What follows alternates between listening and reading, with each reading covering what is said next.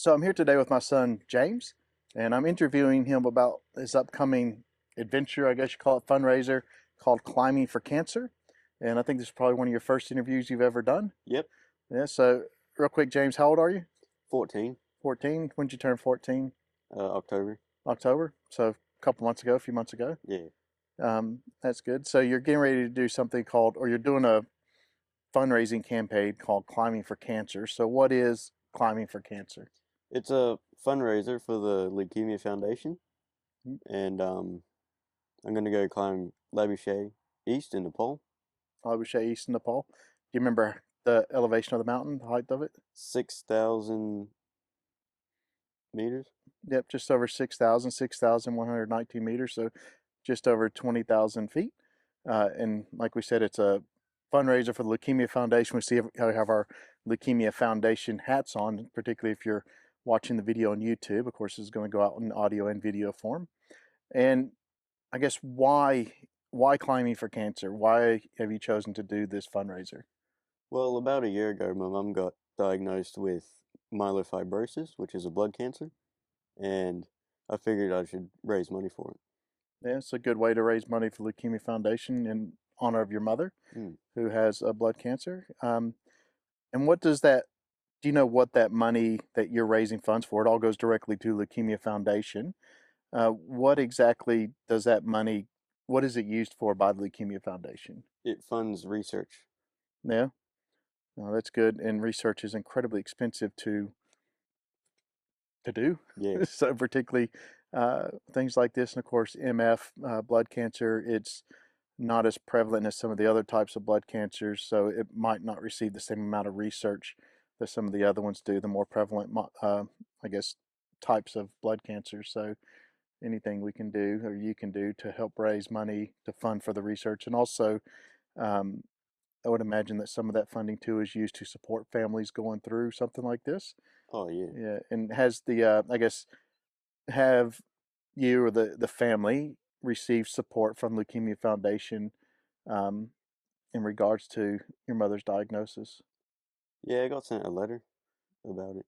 Yeah, yeah, you got sent a letter, but also they've been very supportive. Oh yeah. Yeah, a number or quite a good deal of information, or really nearly the majority of information that we've gotten to educate ourselves on and support for the family has been from the Leukemia Foundation.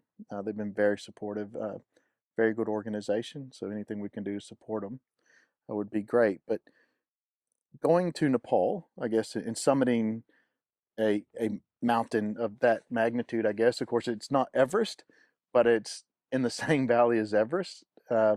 6,100 meters is higher than by far the highest peak on a few continents, I think three or four continents. It's going to be quite a challenge. So, what do you what do you expect whenever you get there? Well, the altitude will make the oxygen 10%. Yeah, Oxygen will be 10%. where the normal oxygen that most people breathe is around 21%, just under 21%. So under half of the amount of oxygen we have where we're sitting now. Mm. Yeah. What else? I think it'll be real tough, and but I think we can do it. I think it'll be good. Yeah, that's good. And also the freezing cold temperatures. Oh yeah, it'll be very cold up there. Yeah, but we're training for that, of Doing course. lots of training, yeah. Yeah. So what all does your training consist of? What are you doing to get ready to prepare yourself? I've been doing lots of strength training and lots of cardio, Yeah. and I've been eating a lot as well, and been sleeping a lot. Yeah. Making sure you're eating and sleeping. You've also been getting, I guess, some expert advice too from some people who's Oh, been real, I guess, critical in your training and preparing you mentally and physically. Who's been helping you with that? Luke Richmond Yeah. of Old Luck Adventures. Yeah. He's been pretty much mentoring me on all this kind of stuff. Yeah, and he's very experienced. He's done most of the five or the seven summits. He's um, has set rowing records, records doing all kinds of stuff. Just an incredible person.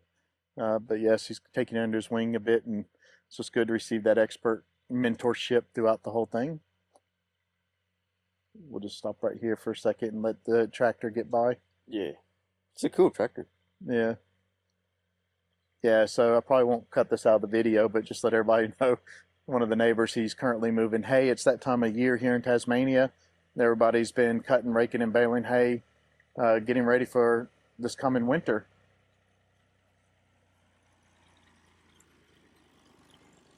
An old Massey Ferguson 135. Yeah, it's a nice tractor. Yeah. So you're trying. You mentioned eating. So I've been eating plenty. It's been a bit difficult actually because I'm not used to eating so much, yeah, and you're eating all the time. yeah. Well, that's the thing is that I guess to prepare you to get ready to go, we have you on a meal plan where we're trying to get you to gain about 200 grams of muscle per week or so, and so that requires a lot and a lot of eating, particularly for you.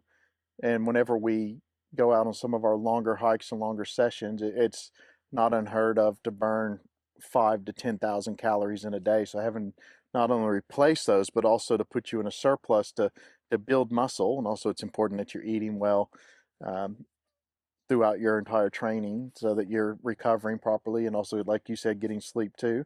I know that's very difficult so for most people to do, but you're doing well at it. So and the sleep thing too. Like I said, it's good to allow your. That's whenever your muscles repair themselves and get stronger. So, so what's been, I guess, the best thing about your training so far?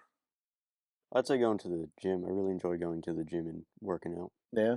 Do you enjoy those workouts more than your outdoor stuff whenever we're doing the longer hikes or maybe some rock climbing or other technical skills? I think I enjoy the outdoor stuff a lot more. I really like being outside actually. Yeah.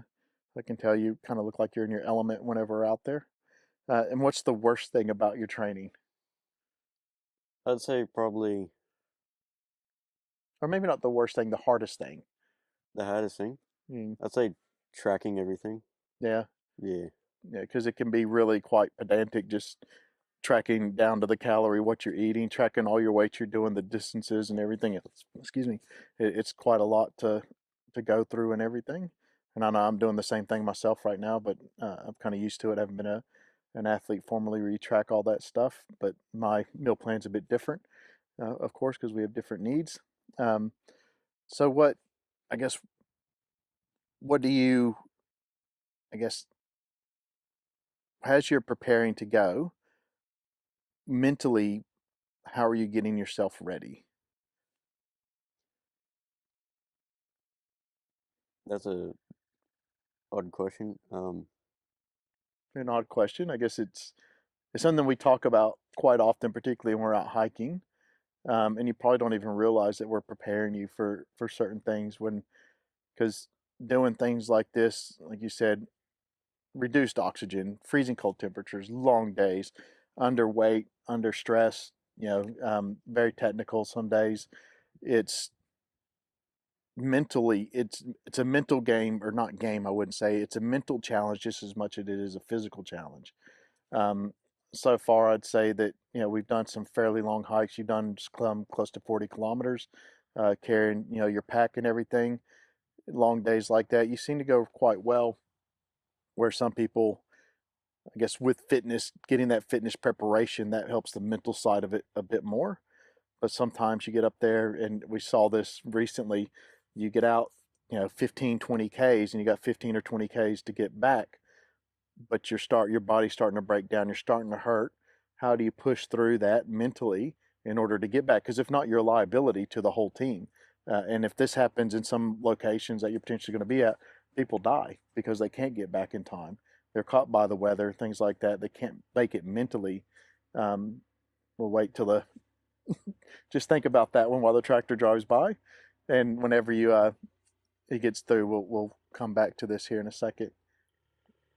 So mentally, I guess, do you feel like you're prepared to go mentally? Or do you feel like there's still gaps? Or I feel like there's still gaps that I got to do because on the trail you have to be laser focused the whole time, especially when you're summiting. You can't get what was the word for sidetrack? Or it?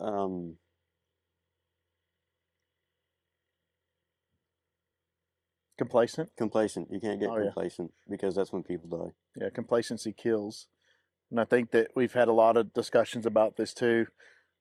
If you go on YouTube and you talk to anybody, they always talk about getting to the summit. Yeah, you made it to the summit. But a lot of people forget that the summit's halfway. You still have to come back down, and coming back down, all those challenges and that danger, which of course we try to risk manage. Um, we try to manage risk as much as we can, to remove as much risk as we can. But there's a lot of places we can't remove risk, but there are risks. But the same risk you have going up, you have them coming back down as well. But also, when you're coming back down, you're tired, you're beat physically, mentally, you're worn down, and that's when mistakes starts happening. So that's why we always got to make sure that we're paying attention to detail, stay alert, stay alive. That mentality as we go through. We used to have a saying when I was in the army: the more you sweat in training, the less you'll bleed in battle.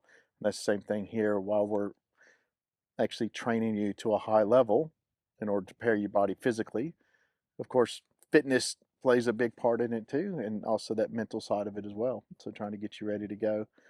Um, so when are you going to Nepal to do the climb? The end of March, Yeah, and we're gonna so we can start the 1st of April. yep. So start the 1st of April. We'll get into Kathmandu, then I think on the second fly to Lukla, and from there we'll start walking. So where are we headed? I guess when we first get there. We're gonna head to Everest Base Camp and then come back down and then go to Lebuchet and Yeah, then go through all the camps and summit that. Then go back down, cross the valley, and then go up to Island Peak and summit that if we can. We'll yeah. play it by ear. So we do have a second summit booked and planned. Playing for that's Island Peak, which is 6,189 meters, so about 70 meters or so higher than La Bouche. But that one it's planned, but if the weather window's not good for La Bouche, we'll stay at La Bouche, and that gives us a little bit longer time to get that weather window to make sure we do hit that summit. So, and yeah, so what do you hope, I guess, by doing the Climbing for Cancer fundraising campaign, what do you hope to achieve out of it? I hope to achieve more research for leukemia Yeah, and support for families that are going through this as well. yeah. Well, that's very good. And I guess because it has affected you and your family probably significantly, I would imagine. Yeah. Yep.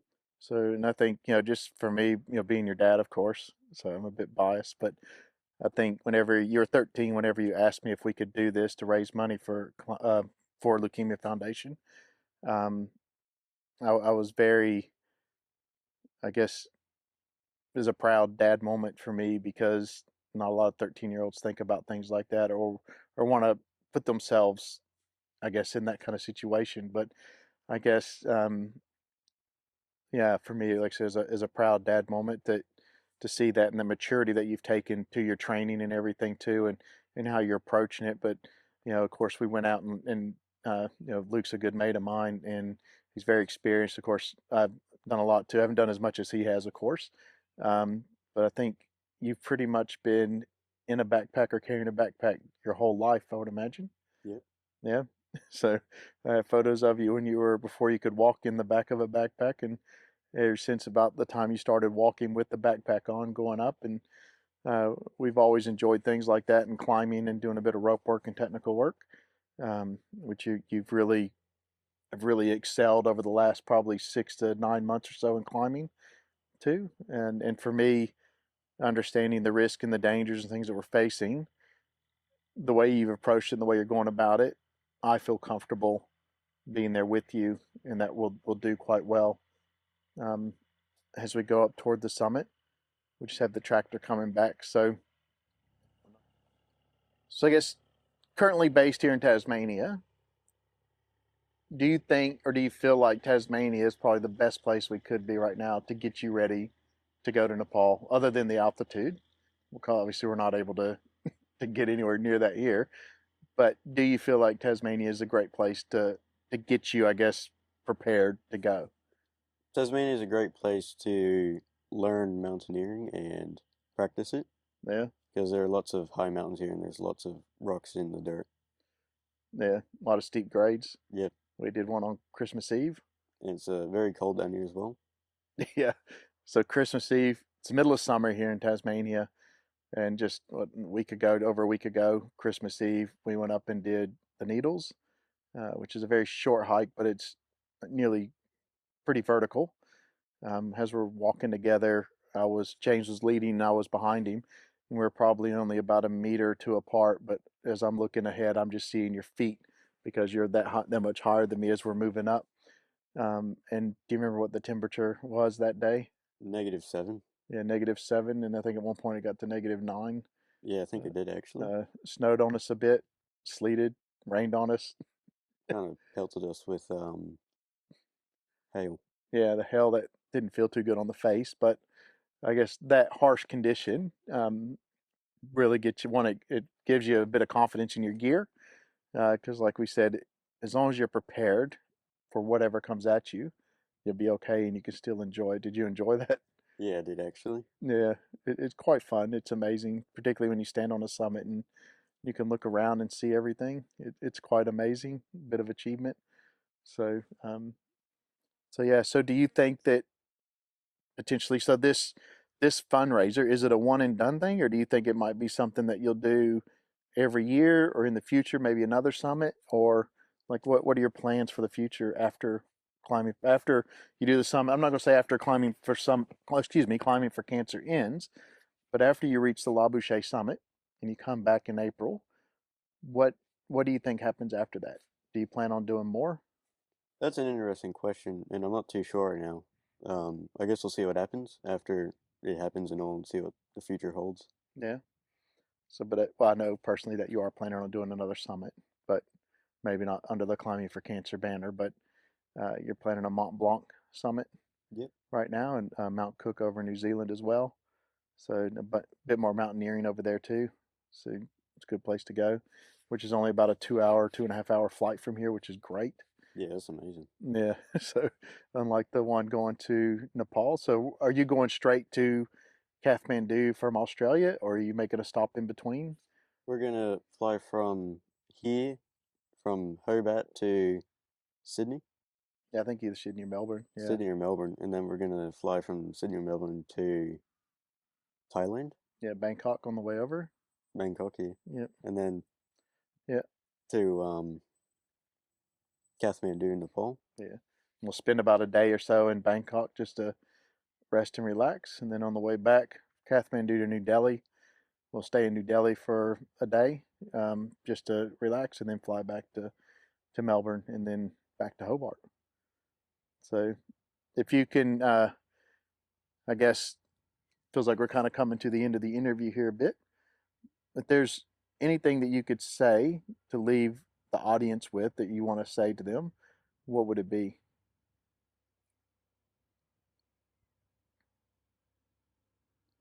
Let me think about this for a second. That's fine. Well, you might have a second because I think the tractor's coming back. Yeah, So we probably could have picked a better day to do this, but it'll do. It'll do. yeah. Rightio. So if there's one thing you could leave everybody with, what would that be? You should spend time with your family because one day they're not going to be there, and it'll come around quicker than you think. Yeah, because sometimes things like this, the diagnosis and stuff, it comes out of the blue and completely unexpected. It does turn your life upside down a bit, doesn't it? Yeah, Yeah, because you think you have forever with them, but then something like this happens, and it turns out you don't. yeah. That's very good. I think we'll cut it from there. But thank you, everybody. And thank you, everybody who supported the climb so far in the fundraising campaign. And please continue to support us. Your support means the world to us, but also know it means a lot to all the families out there that have a loved one or are going through blood cancer themselves. So thank you very much, everybody. And please follow us on all our social media. So we have a Facebook and Instagram site and a YouTube channel. Follow us on there, Climbing for Cancer. Just search it and continue watching James's progress as he prepares to go to Nepal and see the success on his summit day, hopefully. So thank you, everybody. Yeah, Thank thank you you, so everybody. much.